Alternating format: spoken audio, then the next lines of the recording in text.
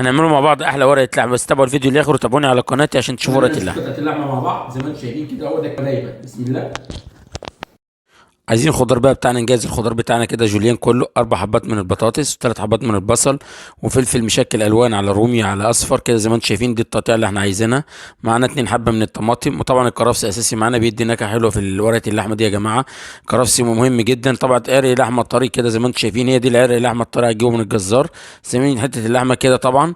طبعا نبدا بقى نجهز ورقه اللحمه. عندنا سلفر عكس كده خلف، واحده يمين واحده شمال. وعندنا ورق الزبده اهم حاجه عشان يعمل عزل بين السلفر والخضروات بتاعتنا واللحمه. وعندنا الكرفس والبصل والطماطم وقطع اللحمه بتاعتنا بعد ما قطعناها بقى.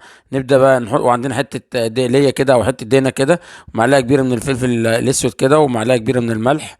تظبط بقى الملح بتاعك، وحبه بلح جوز الطيب. طبعا اهم حاجه هو جوز الطيب ده يا جماعه، بتدي نكهه خالص. ونقلب المكونات دي تقليبه كويسه خالص. وبعدين بنبدا نقفل بالزبده زي ما انتم شايفين، ورق الزبده. طبعا ما ننساش نحط مكعبين من الزبده بتاعتنا كده، بتخليها في نكهه وتخلي النكهه بتاعتها في حته تاسعه خالص. زي ما انتم شايفين بنقفل الزبده كويس ونفصل الزبده خالص. عندنا فرن مسخن على درجه حراره 220.